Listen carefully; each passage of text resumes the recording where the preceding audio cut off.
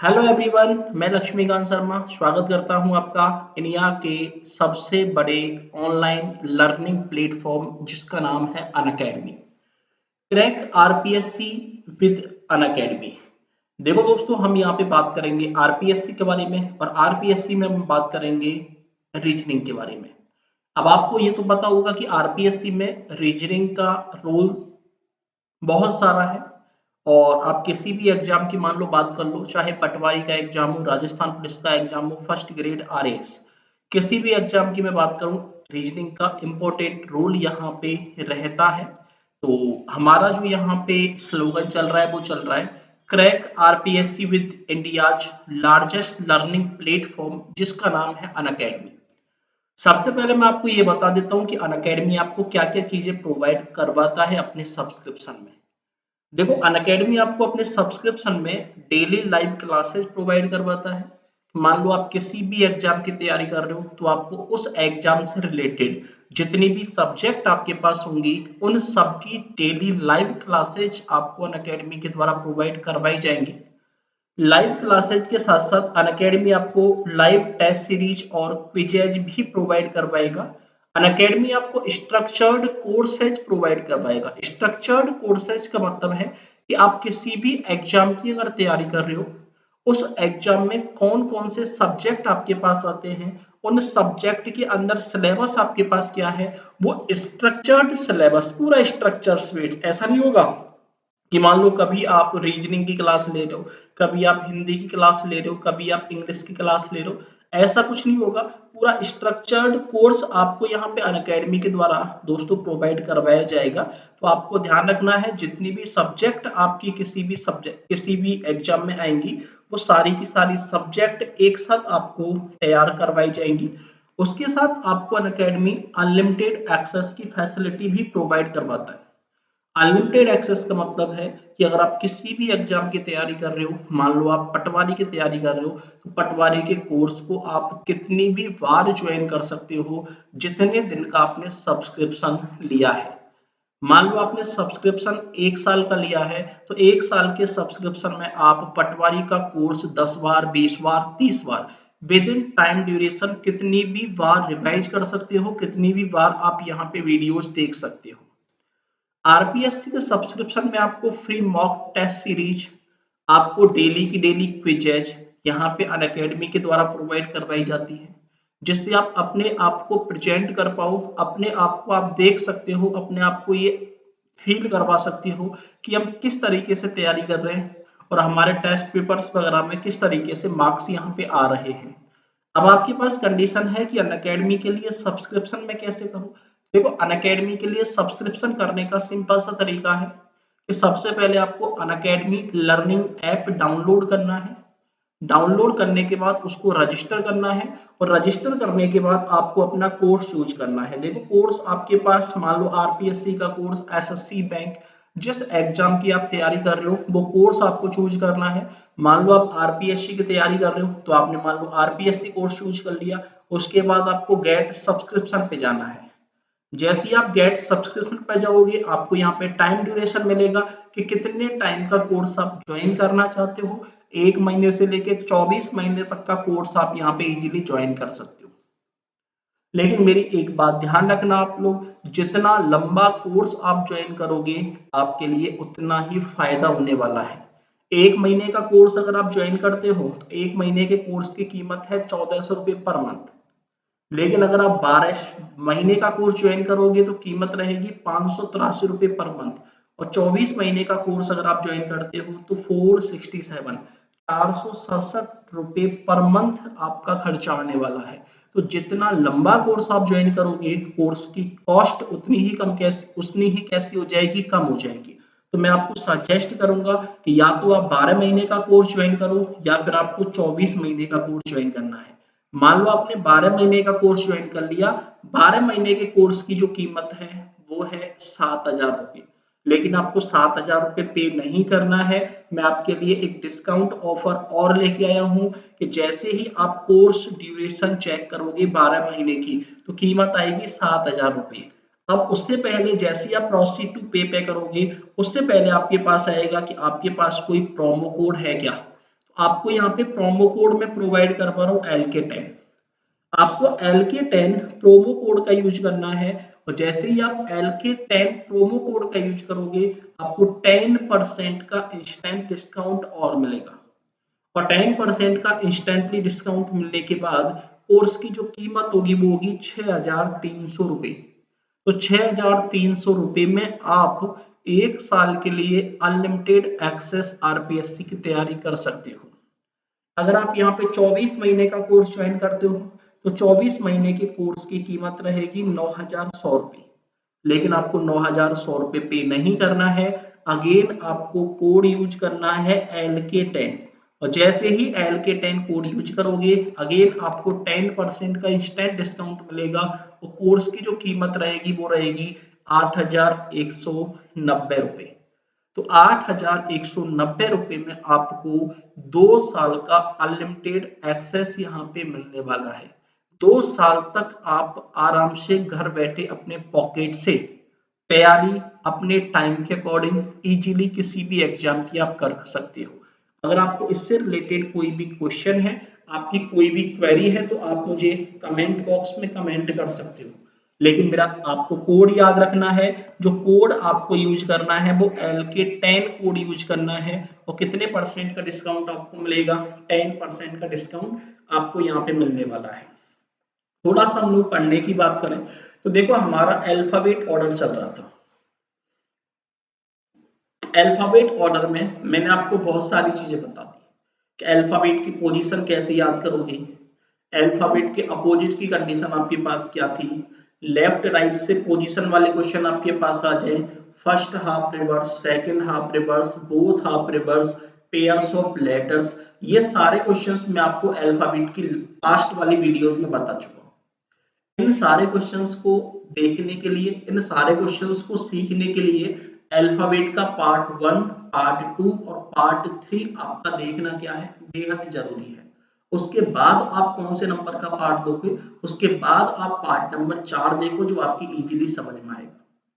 देखो इस पार्ट में हम बात करेंगे शिफ्टिंग ऑफ लेटर्स के बारे में और स्टार्ट करेंगे हमारा पोर्शन कोडिंग डिकोडिंग वाला। देखो सबसे पहले हम लोग शिफ्टिंग ऑफ लेटर्स की बात कर लें।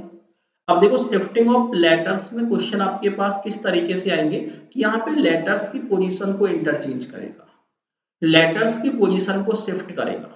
अब लेटर की पोजीशन को किसी भी पोजीशन पर शिफ्ट कर सकता है, ये आपको चेक करना है किसमें, क्वेश्चन में। एग्जाम्पल आपको क्वेश्चन में देखा कि कौन से लेटर की पोजीशन को आपस में इंटरचेंज किया गया है। अब आपके पास मान लो पहला ही क्वेश्चन दिया है कि आपके पास एक वर्ड दिया है रीजनिंग्स।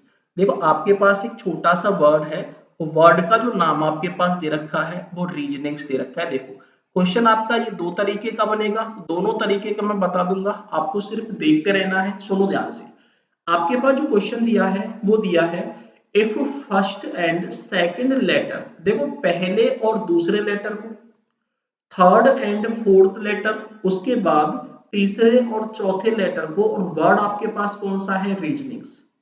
आपसे बोला गया है कि वर्ड रीजनिंग्स के पहले और दूसरे लेटर को, कॉमा, तीसरे और चौथे लेटर को, उसके बाद आपसे बोला है कि यही प्रोसेस कहां तक फॉलो की जाए, लास्ट तक फॉलो की जाए। तो आपके पास मुद्दा क्या है वो सुनो। आपके पास मुद्दा है कि वर्ड रीजनिंग्स के फर्स्ट और सेकंड लेटर को आपस में इंटरचेंज कर दिया जाए। अब एक बात बताओ, अगर आप फर्स्ट और सेकंड लेटर को आपस में इंटरचेंज करोगे तो मैं आपसे ये कह सकता हूं कि फर्स्ट लेटर की जगह पे जाएगा सेकंड लेटर और सेकंड की जगह पे कौन आ जाएगा, फर्स्ट वाला लेटर। तो आपके पास मुद्दा क्या बन गया है वो सुनो। आपके पास जो मुद्दा बना है वो बना है कि फर्स्ट और सेकंड लेटर को आपने क्या कर दिया, इंटरचेंज कर दिया। उसके बाद बोला है थर्ड और फोर्थ लेटर को भी आपस में इंटरचेंज करो, और देन आपसे बोला है कि यही प्रोसेस कहां तक फॉलो करो, लास्ट तक फॉलो करो। इन दोनों को आपस में इंटरचेंज करोगे, इन दोनों को आपस में इंटरचेंज करोगे और इन दोनों को भी आपस में इंटरचेंज करोगे। जब आप इन सब को आपस में इंटरचेंज करोगे तो मैं आपसे भाई ये कह सकता हूं कि R और E को इंटरचेंज करना है तो R की जगह पे आ जाएगा E और E की जगह पे कौन आ जाएगा, R। ए को और एस को इंटरचेंज करोगे तो ए की जगह पे एस और एस की जगह पे ए आ जाएगा। ओ को और एन को इंटरचेंज करोगे तो ओ की जगह पे एन और एन की जगह पे ओ आ जाएगा। आई को और एन को इंटरचेंज करोगे तो आई की जगह पे एन आ जाएगा और एन की जगह पे आई आ जाएगा। और जी को और एस को इंटरचेंज करोगे तो जी की जगह पे एस आ जाएगा और एस की जगह पे कौन आएगा, जी आएगा। तो आपने क्वेश्चन के अकॉर्डिंग लेटर्स को क्या कर दिया है, इंटरचेंज कर दिया है। अब आपसे क्वेश्चन पूछा है कि राइट से सातवां लेटर कौन सा होगा। देखो मैंने आपको स्टार्टिंग में अल्फाबेट वाली पोजीशन में बता दिया था कि ये वाली साइड हमेशा लेफ्ट साइड होगी और ये वाली साइड हमेशा राइट साइड होगी। आपको जो चेक करना है वो राइट से सातवां चेक करना है। जब आप राइट से सातवां चेक करोगे तो 1 2 3 4 5 6 और 7, राइट से जो सातवां आपके पास बनेगा वो कौन बनेगा, ए, जो कि आपका क्या बनेगा, आंसर बनेगा। तो आंसर आपके पास कौन हो गया है, ए। लेकिन अब आपके पास कंडीशन ये हो गई कि क्वेश्चन को आप इस तरीके से सॉल्व करोगे क्या, नहीं ऐसे सॉल्व नहीं करोगे। ये तो आपके पास बिल्कुल बेसिक पैटर्न था जिसके हिसाब से आपको क्वेश्चन को सॉल्व करवा के बता दिया। लेकिन आपको जो क्वेश्चन सॉल्व करना है वो आंख बंद करके सॉल्व करना है। अब देखो जब आप आंख बंद करके सॉल्व करोगे तो सबसे पहले कुछ बेसिक चीज ध्यान रखो। आपसे ये बोला है कि फर्स्ट को और सेकंड को आपस में क्या करना है, इंटरचेंज करना है। और जब फर्स्ट को और सेकंड को आपस में इंटरचेंज करोगे तो एक साथ कितने लेटर्स को लेना है, 2 लेटर्स को। और आपसे पूछा है राइट से सातवां कौन होगा। अब एक बार बताओ, राइट से मान लो राइट से काउंट कर रहा हूं कि राइट से पहला और दूसरा आपस में इंटरचेंज हो जाएगा, राइट से तीसरा और चौथा आपस में इंटरचेंज हो जाएगा, राइट से पांचवा और छठवां आपस में इंटरचेंज हो जाएगा और राइट से सातवां और आठवां भी आपस में क्या हो जाएगा, इंटरचेंज हो जाएगा। अब एक छोटी सी बात बताओ मुझे, आपसे जो पूछा गया है वो सातवां पूछा गया है, तो मैं आपसे ये कह सकता हूं कि सातवां जाएगा आठवें की जगह और आठवां कहां पे आएगा, सातवें की जगह। और जब सातवां और आठवां इंटरचेंज होगा तो एक बार बताओ, अगर आपसे सातवां पूछा गया है तो आठवां लेना है, अगर आपसे आठवां पूछा है तो सातवां लेना है, यही तो काम करना है। क्योंकि दोनों की पोजीशन आपस में क्या हो जाएगी, इंटरचेंज हो जाएगी। तो आपसे अगर राइट से सातवां पूछा है तो मैं आपसे इनडायरेक्टली ये कह सकता हूँ कि राइट से आठवां चेक कर लो। और जब राइट से आठवां चेक करोगे तो 1 2 3 4 5 6 7 और 8, आठवां जो आपके पास बनेगा वो कौन बनेगा, ए। तो आंसर आपके पास क्या बनने वाला है, ए बनने वाला है। ये आपके पास बिल्कुल बेसिक सा कंसेप्ट हो गया है पहले क्वेश्चन का। मान लो आपसे लेफ्ट से छठवां पूछा है। अब एक बार तो लेफ्ट से छठवां मान लो आपको निकालना है, लेफ्ट से छठवां कौन होगा। तो एक बार तो स्टार्टिंग वाले दो कोई लेना देना नहीं है, उसके बाद आने वाले दो कोई लेना देना नहीं है, तो कितने हो गए आपके पास, 4। अब आपको पता है पांचवें को और छठवें को आपस में इंटरचेंज करोगे। तो लेफ्ट से छठवां पूछा है तो पांचवा जाएगा छठवें की जगह और छठवां कहां पे जाएगा, पांचवें की जगह।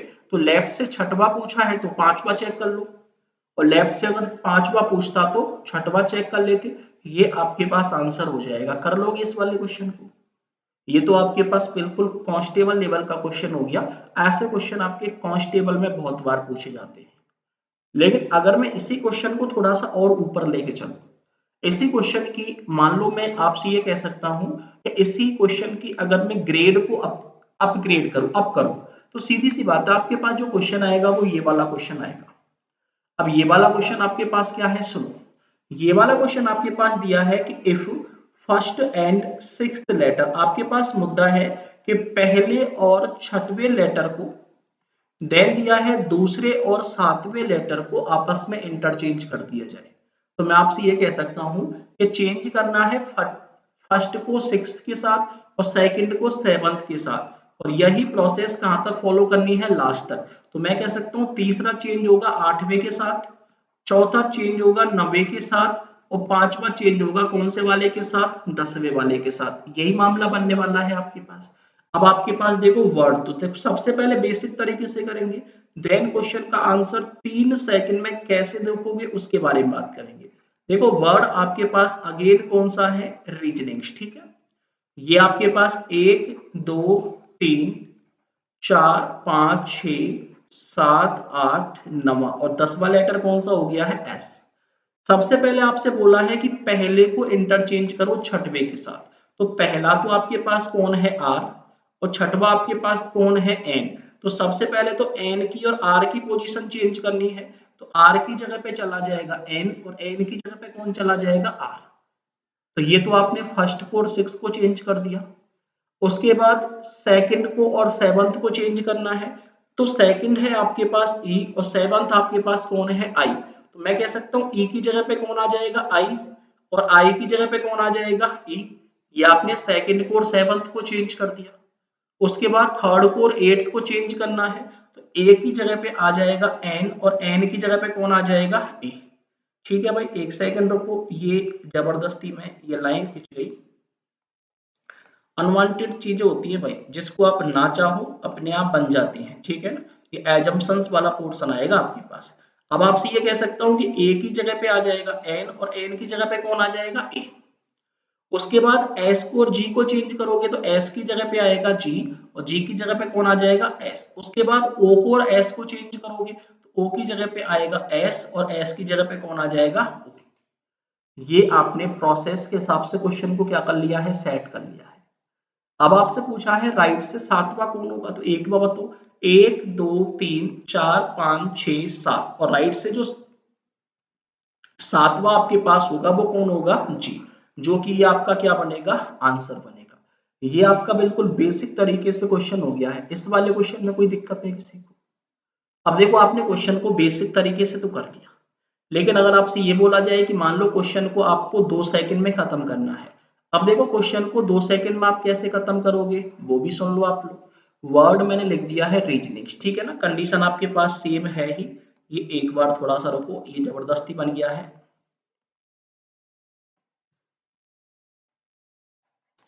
ये आपके पास हो गया है रीजनिंग्स। देखो समझ से चलना है, हमारा कंसेप्ट तो सेम वही है कि सबसे पहले बेसिक कंसेप्ट उसके बाद शॉर्टकट।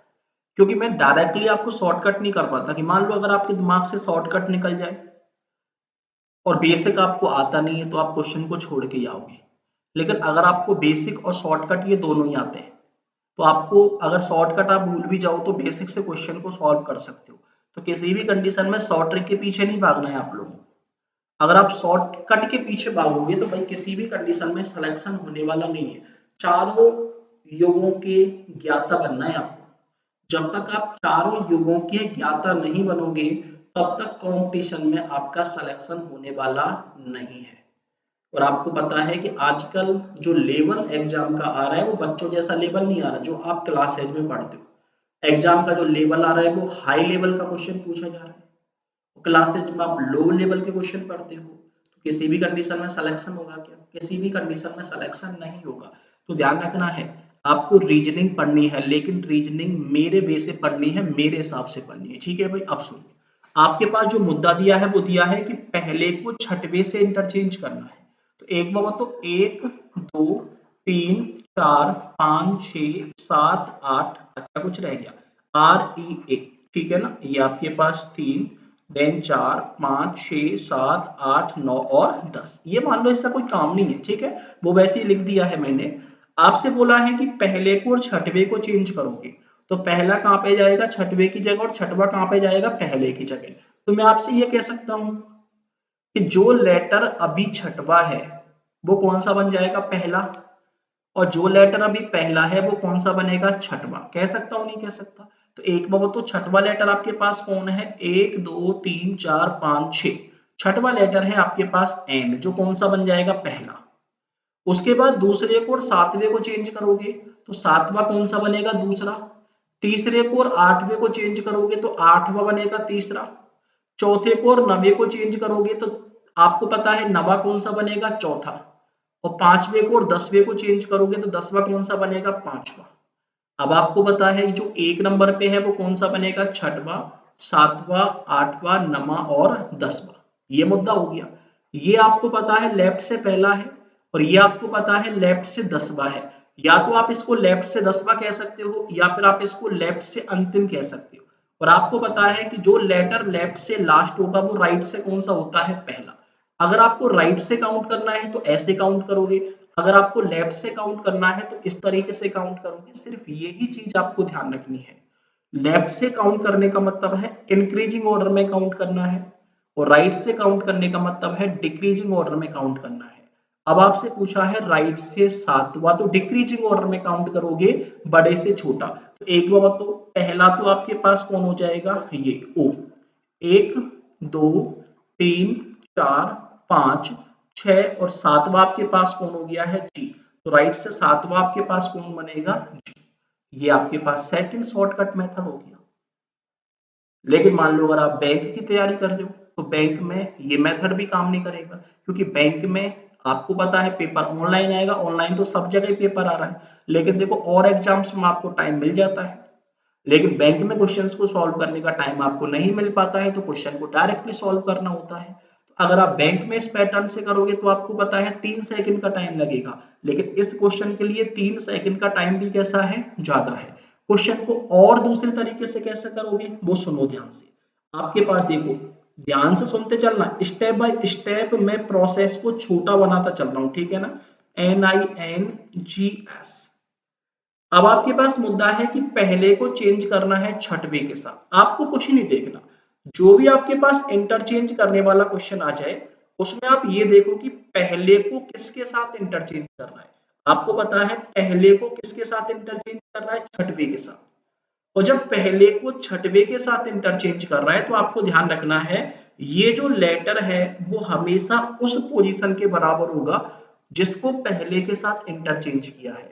अगर पहले के साथ सातवें को इंटरचेंज करता तो पहले वाला जो ये वाला लेटर है वो कौन से नंबर पे आता, 7 नंबर पे। अगर पहले के साथ आठवें को इंटरचेंज करता तो इस लेटर के सामने क्या लिखते, आप 8 लिखते, ठीक है ना।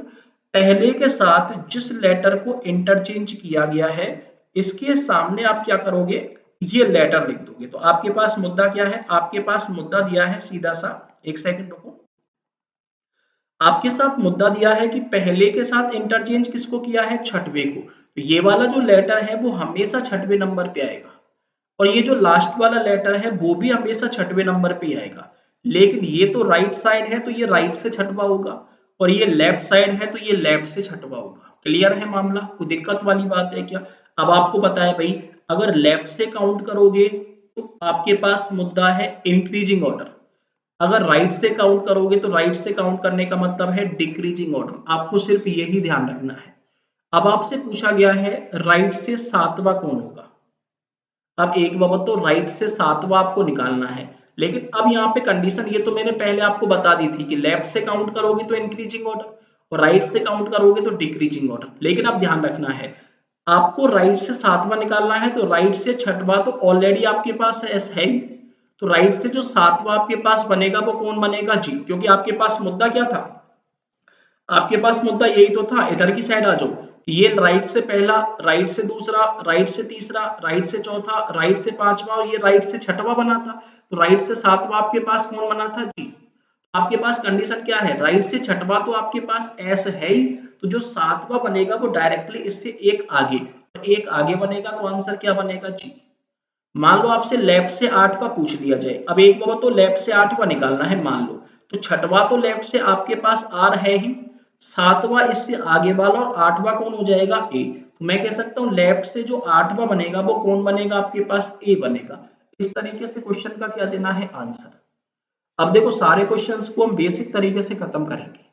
मान लो ये वाला क्वेश्चन आपकी समझ में नहीं आया, हालांकि मैंने बहुत बार रिपीट कर दिया है, लेकिन फिर भी आपकी ये वाला क्वेश्चन समझ में नहीं आया, तो मैं आपको आगे वाले क्वेश्चन पर लेके चलता हूं। ये वाला क्वेश्चन आपके पास है, आपके पास क्वेश्चन है मैनेजर टीम्स का। फटाफट आंसर दो, टाइम आपके पास मान लो 20 सेकंड का है। पहले क्वेश्चन का आंसर दो। आपसे पूछा है राइट से आठवां, और आपसे दूसरा पूछा है लेफ्ट से नवा। फटाफट आंसर दो।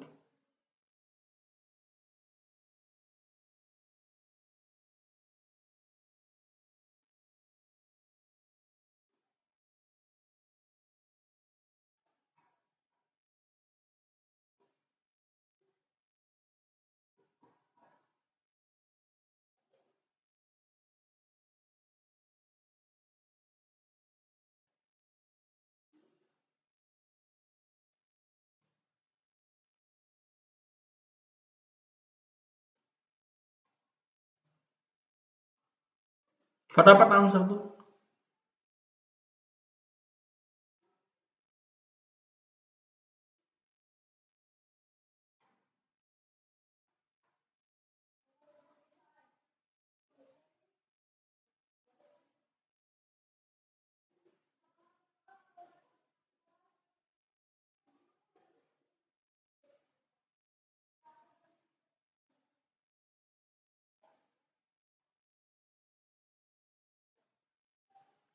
आया आंसर आपके पास? सुनो मैं आपको बता देता हूँ आंसर आपको देना कैसे है। देने का बिल्कुल सिंपल सा तरीका, आपको कुछ नहीं देखना, आपको सिर्फ ये देखना है पहले के साथ इंटरचेंज कौन से नंबर को किया है। तो पहले के साथ इंटरचेंज किसको किया है? 7वें को। तो सीधी सी कहानी है, ये भी 7वां हो गया और ये भी 7वां हो गया, लेकिन ये 7वां हो गया है राइट से और ये 7वां कहां से हो गया है? लेफ्ट से। ठीक है भाई मुद्दा।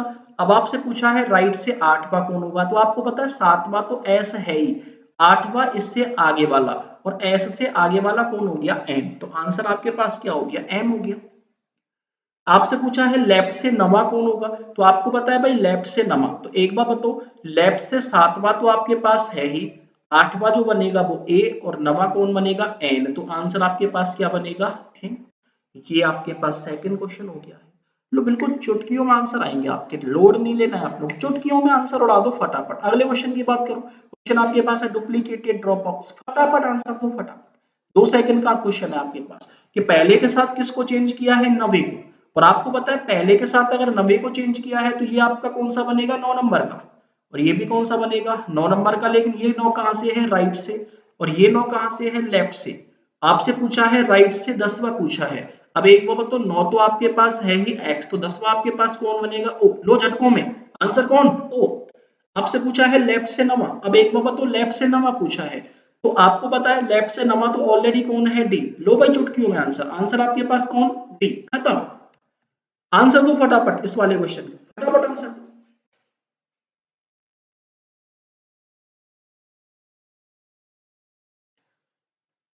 परमानेंट प्रोसीजर, पहले को इंटरचेंज कर रहा है 10वें के साथ, फटाफट आंसर दो।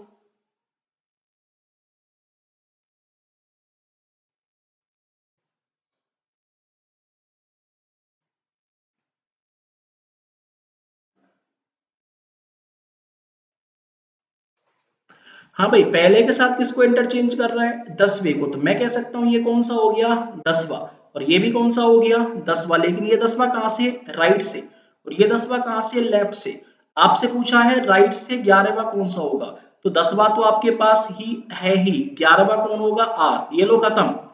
आपसे पूछा है लेफ्ट से 10वां कौन होगा, लेफ्ट से 10वां ऑलरेडी कौन है? पी। ये लो खत्म। आंसर आपके पास कौन है? पी। अब देखो ये तो आपके पास शिफ्टिंग ऑफ लेटर्स की कहानी क्या होगी? खत्म हो गई। लेकिन देखो एक चीज और बता देता हूँ, किसी के दिमाग में ये कंसेप्ट तो नहीं है भाई कि मान लो ये तो आपने फिक्स निकाल दिया, लेकिन मान लो लेफ्ट से हमसे कौन सा पूछ लिया जाए? 8वां पूछ लिया जाए, तो कैसे निकालेंगे? देखो लेफ्ट से 8वां निकालने का सिंपल सा तरीका, पहले के साथ किसको चेंज किया है? 10वें को। तो एक बार तो 1 2 3 4 5 6 7 8 9 10, ये होगा पहला, ये दूसरा, ये तीसरा, चौथा, पांचवा, छठवां, सातवां, आठवां और 9वां। एक बार तो लेफ्ट से 8वां आपके पास कौन बनेगा? ये 8 नंबर का है, तो 8 नंबर का कौन है? आर। तो आर बन जाएगा लेफ्ट से 8वां। मान लो आपसे पूछ लिया जाए राइट से 7वां कौन होगा, तो सीधी सी बात है राइट से 7वां। देखो इस पहले से जस्ट पहले वाला लेफ्ट से लास्ट होगा, लेफ्ट से लास्ट का मतलब ये राइट से पहला होगा, ये राइट से पहला, ये राइट से दूसरा, ये राइट से तीसरा, ये राइट से चौथा, ये राइट से पांचवा, ये राइट से छठवा और ये राइट से कौन सा है? 7वां। और राइट से 7वां आपके पास कौन बनेगा? ये लो आर। इस तरीके से क्या कर लो? काउंट कर लो। काउंट आपको ही करना है, सिखा दिया है, सारी कंडीशंस में लोड नहीं लेना है आप लोगों को, बिल्कुल एग्जाम फोड़ के आना है। अब हम किसी भी कंडीशन में छोड़ेंगे नहीं जब तक एग्जाम को फोड़ेंगे नहीं। ठीक है भाई, आगे आ जाओ फटाफट से। आपके पास अगला जो पोर्शन आएगा वो आएगा कोडिंग डिकोडिंग का।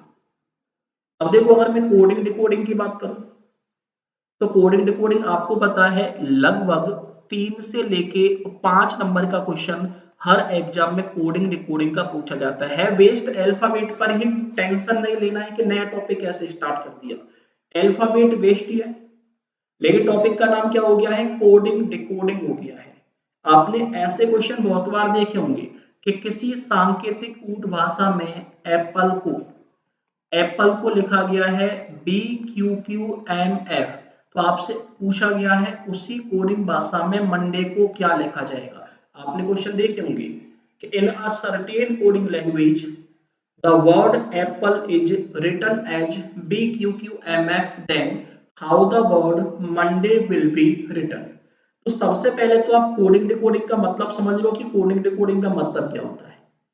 देखो कोडिंग का मतलब सीधा सा होता है कि आप कभी कभी देखो कोडिंग लैंग्वेज में बात करते हो ना, कोडिंग लैंग्वेज का मतलब क्या है? कोडिंग लैंग्वेज का मतलब यही तो है कि कोई भी आपके पास एक मीनिंगफुल वर्ड है, अगर किसी भी मीनिंगफुल वर्ड को एक मीनिंगलेस वर्ड में कन्वर्ट कर दिया जाए। देखो कोडिंग का मतलब क्या है कि किसी भी मीनिंगफुल वर्ड को अगर एक मीनिंगलेस वर्ड में कन्वर्ट कर दिया जाए तो वो उस वर्ड की क्या हो जाएगी? कोडिंग हो जाएगी। तो मीनिंगफुल का अगर मीनिंगलेस बना दिया जाए तो उस वर्ड की क्या हो जाएगी? कोडिंग।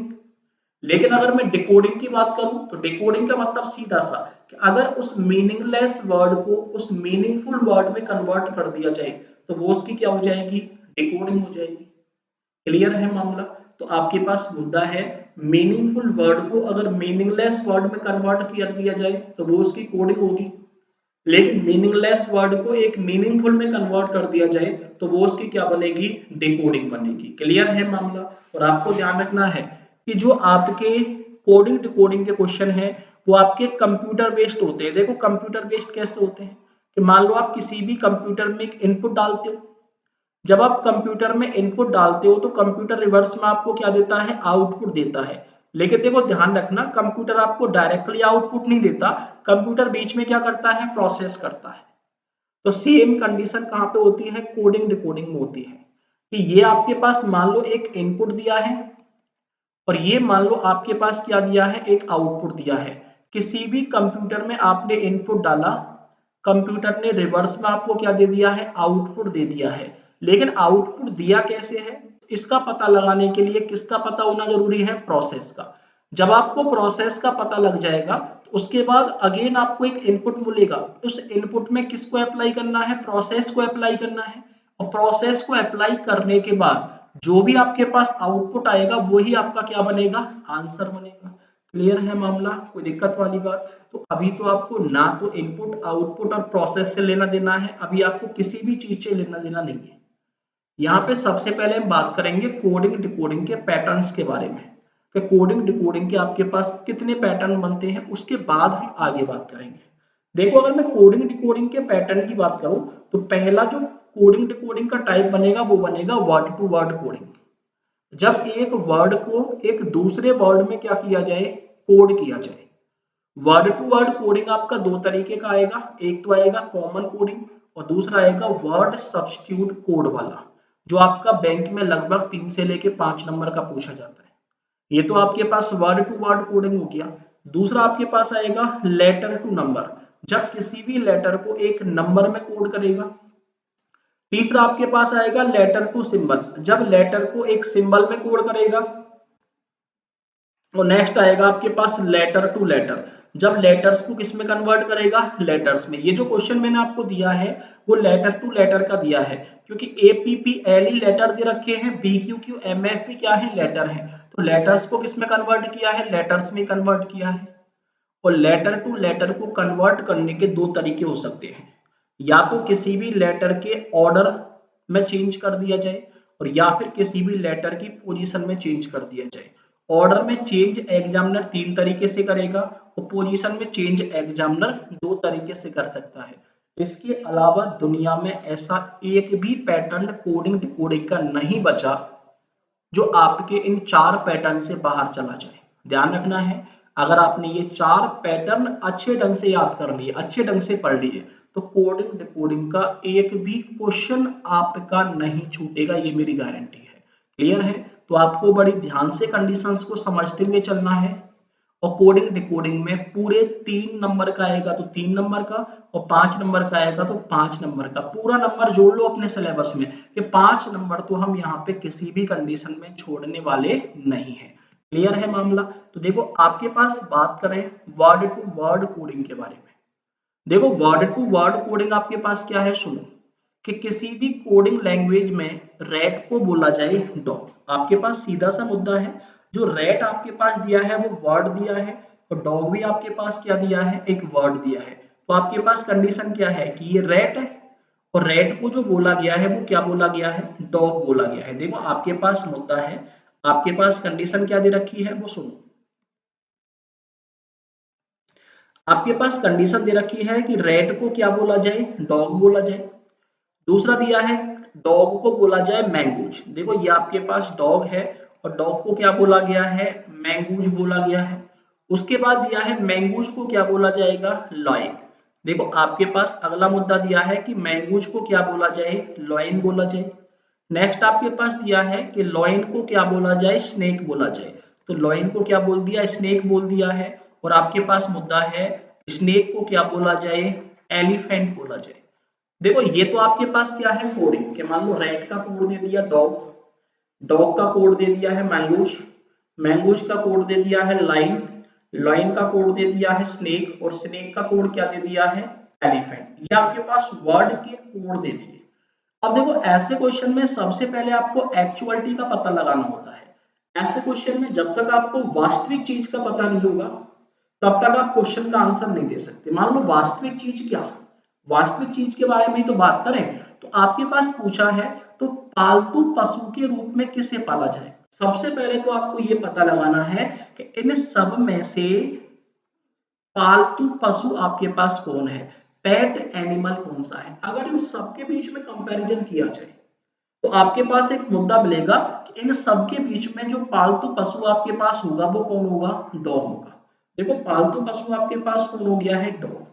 अब आपको कुछ नहीं देखना, आपको ये नहीं देखना कि डॉग किसका कोड है, नहीं, आपको सिर्फ ये देखना है कि डॉग के लिए कोड क्या दिया है, डॉग को क्या बोला गया है, सिर्फ यही आपका आंसर है।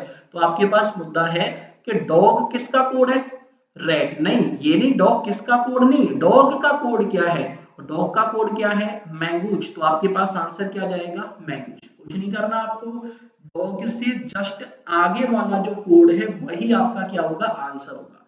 लेकिन एक चीज ध्यान रखना, ऐसे क्वेश्चन में आपको हमेशा भावनाओं का ध्यान रखना है। अगर आप ऐसे क्वेश्चन में भावनाओं में बह गए तो आंसर भी कैसा हो जाएगा, गलत हो जाएगा।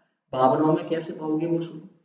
कि मान लो आपके पास मुद्दा बना कि डॉग को क्या बोला जाएगा, मैंगूज, तो फिर आपका दिमाग सनकेगा। देखो दिमाग सनके तो होता ही है, आपको पता है दिमाग के ऊपर किसी का कंट्रोल नहीं होता, दिमाग के फ्यूज उड़ने में टाइम नहीं लगता। तो मान लो आपके दिमाग के क्या उड़ गए, फ्यूज उड़ गए। आपने देखा भैया डॉग को क्या बोला गया है, मैंगूज, तो मैंगूज को भी तो क्या बोला गया है, लॉइन। तो आपने डॉग का कोड दिया मैंगूज, और मैंगूज का भी अपने दिमाग से कोड दिया लॉइन। फिर आपके दिमाग में आएगा भैया लॉइन को क्या बोला गया है, स्नेक, तो आंसर स्नेक दे दिया।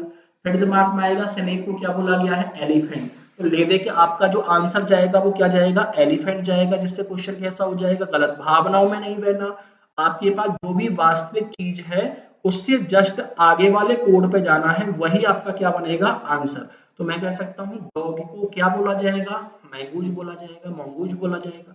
मान लो आपके पास अगला क्वेश्चन क्या है वो सुनो। अगला क्वेश्चन दिया है ऑन अदर प्लेनेट। आप दूसरे प्लेनेट पे चले गए। दूसरे प्लेनेट पे कैसे गए, मान लो आप यहाँ पे अंतरिक्ष यान में बैठ गए, चंद्रमा पे पहुंच गए। जैसे ही आप चंद्रमा पे पहुंच गए आपके दोस्त मिल गए, आपको एलियंस मिल गए। लेकिन एलियंस के साथ गड़बड़ क्या थी, एलियंस के साथ गड़बड़ ये थी कि वो यहाँ पे, जिसको आप यहाँ पे मृदा बोलते हो उसको वो कुछ और चीज बोलते हैं, जिसको आप यहाँ पे वाटर बोलते हो उसको मान लो आप वहां पे और चीज बोलते हैं। तो यहाँ पे पास जो मुद्दा दिया है वो क्या दिया है वो सुनो। आपके पास मुद्दा दिया है on other planet soil, water, light, air और स्काई। इनके लिए जो रेस्पेक्टिव वर्ड है वो है स्काई, लाइट, एयर, वाटर और सॉइल। मैं आपसे ये कह सकता हूं कि सॉइल को जो बोला जाता है वो स्काई बोला जाता है। नेक्स्ट आपके पास मुद्दा है वाटर को बोला जाता है लाइट। नेक्स्ट आपके पास जो मुद्दा है वो है लाइट को बोला जाता है एयर। नेक्स्ट मुद्दा है एयर को बोला जाता है वाटर। और नेक्स्ट आपके पास मुद्दा है स्काई को बोला जाता है कौन, सॉइल। ये आपके पास उस प्लैनेट की क्या हो गई, कोडिंग लैंग्वेज हो गई कि सॉइल को बोला जाता है स्काई, वाटर को बोला जाता है लाइट, लाइट को बोला जाता है एयर, एयर को बोला जाता है वाटर, और नेक्स्ट दिया है स्काई को बोला जाता है सॉइल। तो आपसे पूछा है कि अगर आपको प्यास लगेगी तो आप क्या पियोगी। अब सीधी सी बात है, वास्तविकता का पता लगाना है, और वास्तविकता क्या है, प्यास लगेगी तो आप क्या पियोगे, पानी। अब एक बाबत तो पानी को बोला, पानी का मतलब क्या हो गया है, जल। अब आपके पास मुद्दा है कि प्यास लगेगी तो आप क्या पियोगे, वाटर। अब आप ये देखो कि वाटर को बोला क्या गया है, तो आपको पता है भाई वाटर को क्या बोला गया है, लाइट। तो मैं आपसे ये कह सकता हूँ कि जब भी आपको प्यास लगेगी आपको क्या पीना पड़ेगा, लाइट पीना पड़ेगा, आपको प्रकाश पीना पड़ेगा। ये आपके पास ये वाला क्वेश्चन हो गया है। ऐसा कोई भला इंसान है जिसको इस वाले क्वेश्चन में दिक्कत आई हो? बिल्कुल बेसिक बेसिक से कंसेप्ट है, लोड नहीं लेना है आप लोगों को, ठीक है। मान लो आपके पास अगला क्वेश्चन क्या है, सुनो अगला क्वेश्चन आपके पास दिया गया है कि रेड को बोला जाए ब्लू, ब्लू को बोला जाए पिंक, पिंक को बोला जाए ग्रीन, ग्रीन को बोला जाए येलो, येलो को बोला जाए वॉयलेट, वॉयलेट को बोला जाए व्हाइट और व्हाइट को बोला जाए पर्पल। तो बताओ, पहला क्वेश्चन पूछा है find the colour of blood, कि खून का कलर कैसा होगा, वास्तविकता पता लगाओ। तो वास्तविकता में खून का कलर कैसा होता है, रेड। अब आपसे पूछा है अंडे का कलर कैसा होगा, तो वास्तविकता में अंडे का जो कलर होता है वो जनरली कैसा होता है, व्हाइट। अब आपको कुछ नहीं करना, एक्चुअल कलर क्या है, रेड, और रेड को क्या बोला गया है, ब्लू। तो आपके पास आंसर है, ब्लड का जो कलर आपके पास बनेगा वो कौन सा बनेगा, ब्लू। दूसरा है वास्तविक कलर कौन है, व्हाइट। अब आप ये देखो व्हाइट को क्या बोला गया है, व्हाइट को क्या बोला गया है, पर्पल। तो आंसर आपके पास क्या बन जाएगा, पर्पल। ये आपके पास सेकंड क्वेश्चन का आंसर हो गया है। कर लोगे? कोई दिक्कत वाली बात है क्या? ऐसा कोई भी भला इंसान है जिनको इन क्वेश्चंस में दिक्कत आई हो? बिल्कुल कॉमन सेंस वाले क्वेश्चन है। इन क्वेश्चंस को आप इजीली क्या कर सकते हो, खत्म कर सकते हो भाई। अब देखो आपके पास ये तो हो गया है वर्ड टू वर्ड कोडिंग, जिसमें कॉमन कोडिंग की हम बात कर चुके हैं। अब आपके पास जो मुद्दा आएगा वो आएगा वर्ड सब्स्टिट्यूट कोड, जिसको हम अपनी भाषा में क्या बोलते हैं, चाइनीज कोडिंग भी बोलते हैं। अब देखो चाइनीज कोडिंग इसको क्यों बोला जाता है, चाइनीज कोडिंग बोलने के पीछे रीजन सिर्फ यही है कि इसके जो नाम दिए जाते हैं, टीना हु, सानी हु, ये सारे नाम कैसे हैं, आपके चाइना जैसे। तो इनको हम क्या नाम दे देते हैं, चाइनीज कोडिंग, इसको हम नाम दे देते हैं। ठीक है भाई, आपके पास मुद्दा है वर्ड सब्स्टिट्यूट कोड, या फिर आप क्या बोल सकते हो, चाइनीज कोडिंग। अगर आप बैंक का एग्जाम देने जाओगे तो ध्यान रखना है, बैंकिंग एग्जाम में ये वाले जो क्वेश्चन आपके पूछे जाते हैं लगभग 3 से लेके 5 नंबर के पूछे जाते हैं। लेकिन अगर आप आरपीएससी की तैयारी कर रहे हो तो आरपीएससी में लगभग 2 नंबर के क्वेश्चन आपके वर्ड सब्स्टिट्यूट कोड से डेफिनेट पूछे जाएंगे। ठीक है भाई मामला। अब आपके पास क्वेश्चन क्या है वो सुनो। आपके पास क्वेश्चन दिया गया है कि आपके पास क्वेश्चन है कि टी इज गुड, इसका जो कोड आपके पास दिया है वो दिया है पी ना हु, और नेक्स्ट आपके पास दिया है कॉफी इज बैड, इसका जो कोड आपके पास दिया है वो दिया है सा नी हु। अब आपको सबसे पहले तो एक चीज ध्यान रखनी है, आपको चीज क्या ध्यान रखनी है, सुनो। ऐसे क्वेश्चन में स्टूडेंट क्या करता है, पोजीशन के हिसाब से कोड निकालने की कोशिश करता है। ध्यान रखना, ऐसे क्वेश्चन में कभी भी पोजीशन के हिसाब से कोड नहीं निकालते। पोजीशन के हिसाब से कोड निकालने का मतलब क्या है कि मान लो टी यहाँ पे सबसे पहले दे रखा है तो आप ये समझोगे इसका कोड भी सबसे पहले दे रखा है। एज यहाँ पे दे रखा है तो इसका कोड भी सेकंड नंबर पे, और गुड थर्ड नंबर पे है तो कोड भी थर्ड नंबर पे नहीं। आप क्वेश्चन को किसी भी कंडीशन में पोजीशन के हिसाब से नहीं करोगे। अगर आप क्वेश्चन को पोजीशन के हिसाब से करोगे तो आपका आंसर किसी भी कंडीशन में सही आने वाला नहीं है। तो पोजीशन के हिसाब से तो क्वेश्चन आपको करना नहीं है, और जब क्वेश्चन आपको पोजीशन के हिसाब से नहीं करना तो कैसे करना है वो सुनो। आपसे जो क्वेश्चन पूछा गया है वो इज का कोड पूछा गया है, ठीक है। मान लो आपसे टी का कोड निकालना है आपको। अब देखो ये तो कंफर्म है कि टी का कोड टी के सामने होगा, ये चीज तो कंफर्म है। लेकिन टी का कोड पी ना हु, इन तीनों में से कोई सा भी हो सकता है।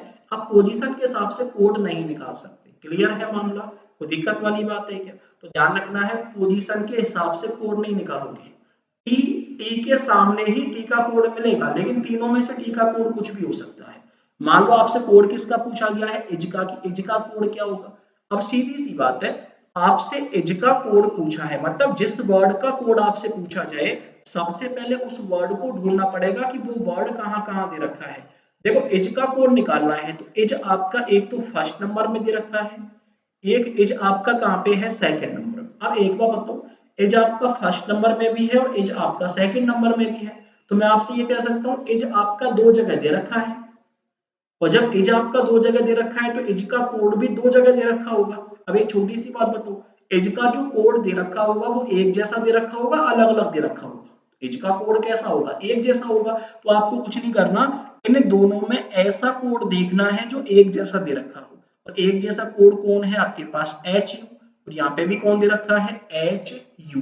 तो मैं आपसे ये कह सकता हूँ कि एज का जो कोड बनेगा वो क्या बनेगा एच यू बनेगा। तो आंसर आपके पास क्या है एच यू। कुछ नहीं करना, कॉमन कॉमन देखो कोड निकालो, छुट्टी आपके पास। बिल्कुल सिंपल सा क्वेश्चन आपसे पूछा जाता है, लेकिन ये तो बहुत ज्यादा छोटा क्वेश्चन था। सेकंड क्वेश्चन आपके पास ये है, आपके पास मुद्दा है कि डूरेमी उसको लिखा गया है ही इज लेट, फा मेला इसको लिखा गया है सी इज अर्ली, सोटी डू इसको लिखा गया है ही लीव्स सून। तो आपसे पूछा है लेट का कोड क्या बनेगा, फटाफट आंसर दो, लेट का कोड क्या होगा, फटाफट आंसर दो, लेट का कोड क्या बनेगा। इन दोनों क्वेश्चंस के आंसर दे दो मुझे फटाफट आप लोग, ठीक है, टाइम आपके पास 2 मिनट का है, फटाफट से आंसर दो दोनों क्वेश्चन के।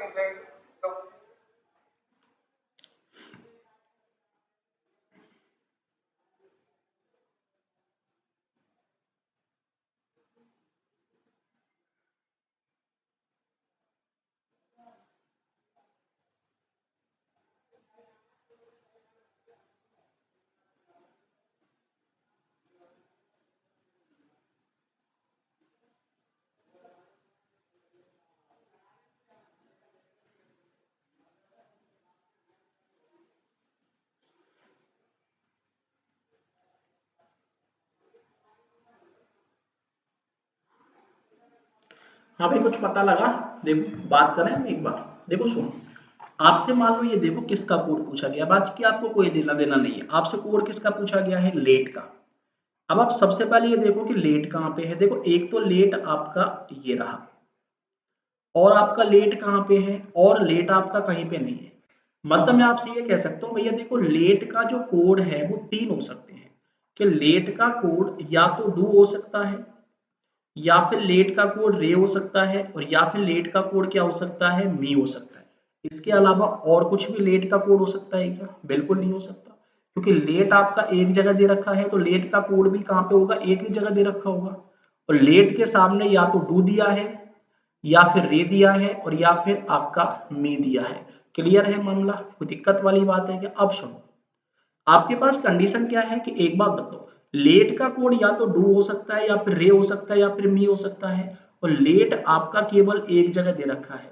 तो मैं ये कह सकता हूँ भैया लेट का कोड भी एक ही जगह दे रखा होगा, लेट कहीं पे कॉमन है नहीं, तो लेट का कोड भी कहीं पे कॉमन नहीं होगा, और जो कॉमन होगा वो किसी भी कंडीशन में लेट का कोड नहीं होगा। तो एक बार बताओ, मान लो सबसे पहले ढूंढने की कोशिश करें डू को। अब देखो डू आपका यहाँ पे दे रखा है, लेट का कोड हो सकता है, लेकिन डू आपका यहाँ पे भी दे रखा है। अगर आपका डू यहाँ पे भी दे रखा है तो मैं कह सकता हूँ भाई इसके सामने लेट होना चाहिए। जब इसके सामने लेट होना चाहिए तो बताओ डू के सामने लेट दे रखा है क्या, नहीं। तो मैं आपसे ये कह सकता हूँ भैया डू तो लेट का कोड नहीं हो सकता, ये पहला डू तो क्या हो गया है कैंसिल हो गया है। उसके बाद आपके पास दिया है मी, देखो मी आपका यहाँ पे दे रखा है, लेट का कोड हो सकता है, लेकिन देखो मी आपका यहाँ पे भी दे रखा है, तो मी के सामने लेट होना चाहिए, तो मी के सामने दिया है सी इज अर्ली, तो बताओ मी के सामने लेट दिया है क्या? नहीं दिया। मैं कह सकता हूँ भाई लेट मी का कोड भी नहीं हो सकता, ले दे के बचा कौन आपके पास? R E. तो आंसर आपके पास क्या है? आर ई ऑप्शन में है नहीं, तो आंसर आपके पास क्या है? None of these. इस तरीके से क्वेश्चंस का क्या देना है? आंसर देना है। तो लेट का जो कोड बनेगा वो क्या बनेगा? आर ई, और आर ई आपके पास ऑप्शन में है नहीं, और जब आर ई आपके पास ऑप्शन में नहीं है तो आंसर नन ऑफ दीज। चुटकियों में खत्म हो गया क्वेश्चन, बिल्कुल लोड ही नहीं लेना था आपको। एक तरीका तो ये था कि डू का कोड कैलकुलेट करो, रे का कैलकुलेट करो, मी का कोड कैलकुलेट करो, फिर तीन तीन का कोड कैलकुलेट करने के बाद आंसर निकालो। इतना टाइम ही हमारे पास नहीं होता। ठीक है भाई, नेक्स्ट देखो। आपसे यहाँ पे किसका कोड पूछा है? हेयर का। कुछ नहीं करना आपको, सबसे पहले हेयर को ढूंढना है। Go and swim, you swim here. देखो एक तो हेयर आपके पास ये रहा, और कहीं पे हेयर दे रखा है क्या? नहीं। तो मैं आपसे ये कह सकता हूँ भाई हेयर का कोड भी कहीं पे कॉमन नहीं होगा। तो एक बार तो हेयर का कोड या तो ने हो सकता है, या फिर एल हो सकता है, या फिर ऐसी हो सकता है। हेयर कहीं पे कॉमन है नहीं, तो हेयर का कोड भी कहीं पे कॉमन नहीं होगा। तो एक बार बताओ, सबसे पहले मैं एनी की बात करूं, देखो एनी आपका यहाँ पे दे रखा है, और जब एनी आपका यहाँ पे दे रखा है तो एनी के सामने कहीं पे भी हेयर दे रखा है क्या? नहीं। तो देखो एनी आपका कैंसिल हो गया। उसके बाद में एलए की बात करूं, देखो एलए आपका यहाँ पे दे रखा है, एलए के सामने हेयर दे रखा है क्या? नहीं, एलए भी कैंसिल हो गया। तो बताओ आपके पास ले दे के बचा कौन? ऐसी। आंसर आपके पास आएगा ऐसी। ऐसी ऑप्शन में है नहीं, तो आंसर क्या है? None of these. ये लो आपके पास आंसर क्या है? None of these. बिल्कुल चुटकियों में आंसर निकाल लोगे आप लोग। इन क्वेश्चंस का आंसर निकालो फटाफट। पीटीएनए ऐसे फटाफट आंसर निकालो। प्यूपिल का कोड निकालो और वेरी का कोड निकालो।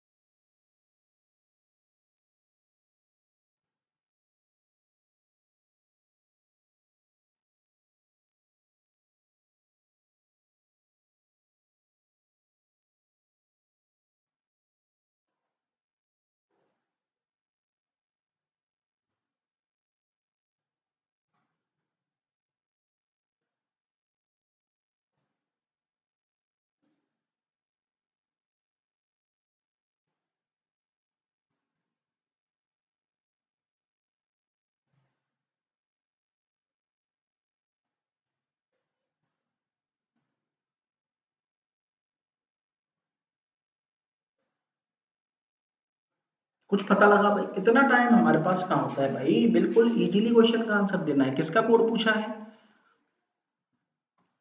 पीपल का। अब सीधी सी बात है, पीपल का कोड पूछा है। एक बात बताओ, पीपल कहाँ पे दे रखा है? ये दे रखा पीपल। और पीपल कहाँ पे है? और कहीं पे पीपल है नहीं। तो मैं कह सकता हूँ भाई पीपल का कोड इन चारों में से कोई सा भी हो सकता है। एडी हो सकता है, एचओ हो सकता है, पीआईटी हो सकता है, एलए हो सकता है। अब आप ये देखो कि कॉमन कोड, एक बार बताओ पीपल कहीं पे कॉमन है नहीं, तो पीपल का कोड भी कहीं कॉमन नहीं होगा। तो एक बार बताओ, आपके पास देखो ध्यान रखना है, ये आपके पास पीआईटी है, ठीक है ना, ये आपके पास पीआईटी है। अब एक बार तो मान लो मैं एडी की बात करूं, ठीक है ना, एडी आपका फोर्थ में है, प्यूपल के सामने है, आंसर हो सकता है। अब आप ये देखो कि एडी कहीं पे कॉमन है क्या? एडी कहीं पे कॉमन नहीं है, एडी प्यूपल का कोड बन सकता है, ठीक है, अभी बना नहीं है, बन सकता है। उसके बाद है एचओ। देखो एचओ आपका ऊपर कॉमन दे रखा है, अगर पीपल का कोड एचओ मान के चलो तो एचओ के सामने प्यूपल होना चाहिए, है क्या? नहीं है। तो देखो एचओ तो आपका कैंसिल हो गया। उसके बाद मान लो आपके पास पीआईटी, देखो पीआईटी भी आपका ऊपर दे रखा है, तो मैं कह सकता हूँ भाई पीआईटी कॉमन हो गया, ये भी आंसर नहीं हो सकता। उसके बाद एलए भी आपका क्या हो गया है? कैंसिल हो गया है। तो आपके पास देखो एचओ आंसर नहीं हो सकता, पीआईटी आंसर नहीं हो सकता, और एलए आपका आंसर नहीं हो सकता। तो ले दे के बचा कौन आपके पास? एडी। तो आंसर आपके पास एडी। चुटकियों में आंसर आ गया आप लोगों का। आपसे किसका कोड पूछा है? वेरी का कोड पूछा है। अब एक बार तो वेरी का कोड निकालना है। अब आप सबसे पहले ये देखो कि वेरी कहाँ पे दे रखा है। देखो वेरी आपका एक तो दे रखा है यहाँ पे, और वेरी आपका कहाँ पे है? और तो कहीं पे वेरी आपका दिख नहीं रहा मुझे। और जब वेरी आपका केवल सेकंड में दे रखा है तो वेरी का कोड या तो Na हो सकता है या फिर HO हो सकता है या फिर PA हो सकता है या फिर LA हो सकता है। तो आपको पता है वेरी का कोड कहीं पे कॉमन तो होगा नहीं। तो सबसे पहले मैं Na की बात करूं, देखो Na आपका ऊपर कॉमन है तो Na कैंसिल हो गया। HO की अगर मैं बात करूं तो HO आपका नीचे कॉमन है तो HO भी कैंसिल हो गया। अगर मैं यहाँ पे LA की बात करूं तो LA आपका नीचे कॉमन है, ये भी कैंसिल हो गया। बचा कौन आपके पास? PA। तो आंसर आपके पास क्या है? PA। चुटकियों में क्वेश्चन निकाल लो भाई। अब वो टाइम गया कि मान लो वेरी का कोड निकालने के लिए दे का निकाल रहे हो, उसके बाद आर का निकाल रहे हो, उसके बाद गुण का निकाल रहे हो। नहीं, ऐसे टाइम आपके पास जा चुके हैं। क्वेश्चन आपके पास वही पूछेगा जब एक का कोड निकलवाने के लिए आपसे बेसिकली 5-6 का कोड एग्जामिनर निकलवा लेगा। ये आपके पास क्वेश्चन हो गया है। इन क्वेश्चंस के आंसर दो फटाफट। अच्छे क्वेश्चन है, फटाफट आंसर दो जल्दी से, फटाफट आंसर दो। 10 से लेके 15 नंबर के क्वेश्चन, के 5 क्वेश्चन है आपके पास।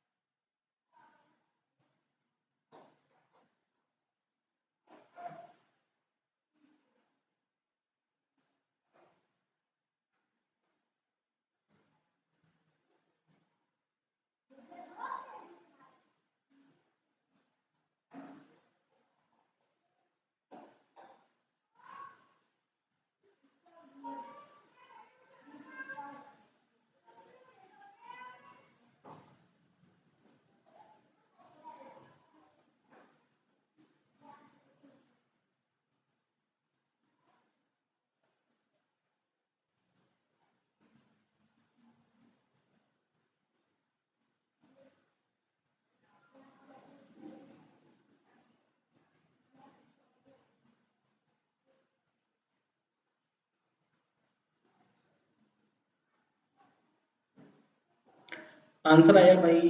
अरे बिल्कुल बेसिक से क्वेश्चन है भाई। एक बात बताओ, आपसे किसका कोड पूछा है? केई का। कि केई किसके लिए यूज किया गया है? देखो केई ढूंढो, ऊपर वाले में केई है नहीं। अगर मैं यहाँ पे बात करूं, देखो एक तो केई आपका ये रहा। अगर मैं नीचे केई की बात करूं तो एक केई आपके पास कहाँ पे है? ये रहा। मैं कह सकता हूँ केई एक तो सेकंड नंबर में और एक 4 नंबर में है।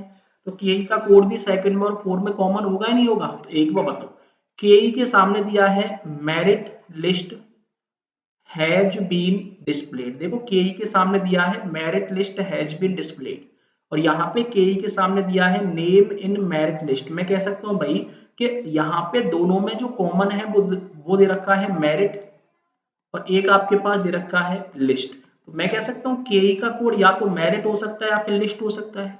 अब एक बाबा, तो मेरिट आपका फर्स्ट में भी तो दे रखा है। जब मेरिट आपका फर्स्ट में भी दे रखा है तो वह तो मेरिट के सामने केई दे रखा है क्या? नहीं। तो केई के सामने से मेरिट कैंसिल, बचा कौन आपके पास? लिस्ट। ये लो आपके पास आंसर कौन हो गया है? लिस्ट। बिल्कुल सिंपल सा क्वेश्चन है। मतलब करने का तरीका सीखो आप लोग, रटने की कोशिश मत करो। मान लो किसका क्वेश्चन पूछा है आपसे? आइडिया का कोड पूछा है। अब एक बाबा तो आइडिया का कोड निकालना है आपको। आइडिया ढूंढो, आइडिया कॉमन कहाँ पे है?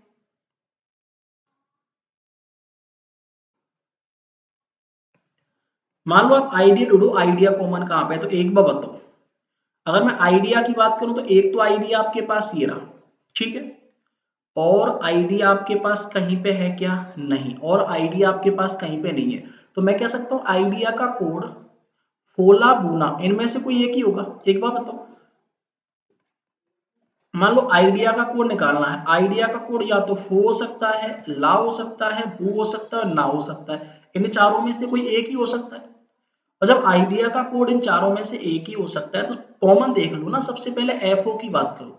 एफओ देखो कॉमन कहाँ कहाँ पे, देखो एफओ की अगर बात की जाए तो एफओ आपका कहीं पे भी कॉमन नहीं है, तो आइडिया का कोड एफओ बन सकता है।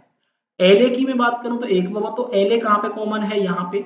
एलए जब यहाँ पे कॉमन है तो इसके सामने आइडिया तो है नहीं, तो एलए आपका कैंसिल हो गया है, ठीक है। अगर मैं बीयू की बात करूं तो देखो बीयू आपका कॉमन कहाँ पे है, ये रहा। इसके सामने आइडिया है नहीं, तो मैं कह सकता हूँ भाई बीयू भी कैंसिल हो गया। उसके बाद अगर मैं एनए की बात करूं तो एनए आपका कहाँ पे कॉमन है, यहाँ पे, लेकिन इसके सामने आइडिया दे रखा है क्या, नहीं दे रखा। ये लो एनए भी कैंसिल हो गया, तो बचा कौन आपके पास, एफ ओ। तो आंसर आपके पास कौन है, एफ ओ। ये लो आपके पास आंसर क्या हो गया है, एफ ओ हो गया है। कर लोगे क्वेश्चंस को, बिल्कुल बेसिक बेसिक से क्वेश्चन आपके पास भाई इसके आते हैं, लेकिन ये ध्यान रखना ये बैंक का केवल एक ही पार्ट है, बैंक में थोड़ा सा हाई लेवल न्यू पैटर्न और पूछा जाता है, जिसके बारे में अगली वीडियो में बात करेंगे, वर्ड सब्स्टिट्यूट कोड के नाम से होगी। तो ये तो आपके पास कॉमन वर्ड सब्स्टिट्यूट कोड हो गया है। अगली जो वीडियो हमारे पास आएगी, देखो इन क्वेश्चंस को आप लोग एक बार करके देखना, जो रिमेनिंग क्वेश्चंस आपके पास बचे हैं इन क्वेश्चंस को आप लोग कर लेना। रिमेनिंग क्वेश्चंस के बारे में हम लोग बाद में बात करेंगे, ठीक है ना। या फिर जो आपका न्यू पैटर्न वाला क्वेश्चन आएगा उसके बारे में हम बात कर लेंगे बाद में। एक आपके पास ग्रुपिंग में क्वेश्चन और आता है कि मान लो आपके पास क्वेश्चन है नेम हैज बीन डिस्प्लेड। ऐसे क्वेश्चन में कुछ नहीं है, नेम का निकालना पड़ेगा, हैज का निकालना पड़ेगा, बीन का निकालना पड़ेगा, डिस्प्लेड का निकालना पड़ेगा। जो ऑप्शन में चारों कोड होंगे वही आंसर होगा, लेकिन ध्यान रखना है ऑप्शन में किसी भी कंडीशन में सीक्वेंस लेके नहीं चलना। नेम का कोड 2 नंबर पे भी हो सकता है, हैज का कोड 1 नंबर पे भी हो सकता है, लेकिन जिस ऑप्शन में नेम हैज बीन डिस्प्लेड ये चारों ही कोड होंगे वही आपका आंसर होगा। लेकिन ध्यान रखना कभी कभी यहाँ पे मान लो कैट भी आ जाए, मान लो ऐसा वर्ड भी आ जाता है जो आपको क्वेश्चन में देखने से नहीं मिलता, उसका कोड वो होगा जो इन सबसे कैसा होगा, अलग होगा, ठीक है। कोई भी नया वर्ड अगर क्वेश्चन में दिया जाता है तो उसका कोड वो होगा जो क्वेश्चन में गिवन नहीं है। तो ये सारे क्वेश्चन आपके पास हो गए हैं वर्ड सब्स्टिट्यूट कोड के पार्ट 1 के। पार्ट 2 के बारे में हम लोग नेक्स्ट वीडियो में बात करेंगे, ठीक है भाई। अभी आपका क्वेश्चन खत्म नहीं हुआ है वर्ड सब्स्टिट्यूट कोड का, आपका पार्ट खत्म हो गया है। सेकंड पार्ट में इसी वीडियो को हम क्या करेंगे, इसके आगे वाले क्वेश्चंस को एक बार कंटिन्यू करेंगे, फिर हम लोग सेकंड पार्ट के बारे में बात करेंगे, ठीक है भाई। Thank you. कोई दिक्कत वाली बात, अगर किसी को कोई दिक्कत हो भाई आप मुझे कमेंट बॉक्स में क्या कर सकते हो, कमेंट कर सकते हो, ठीक है ना। आराम से आप लोग पढ़ाई करो, 1-1.5 घंटे बाद फिर हमारी दूसरी क्लास होगी जिसमें हम अगेन अगले कंसेप्ट के साथ मिलेंगे, ठीक है भाई। Okay bye bye, thank you.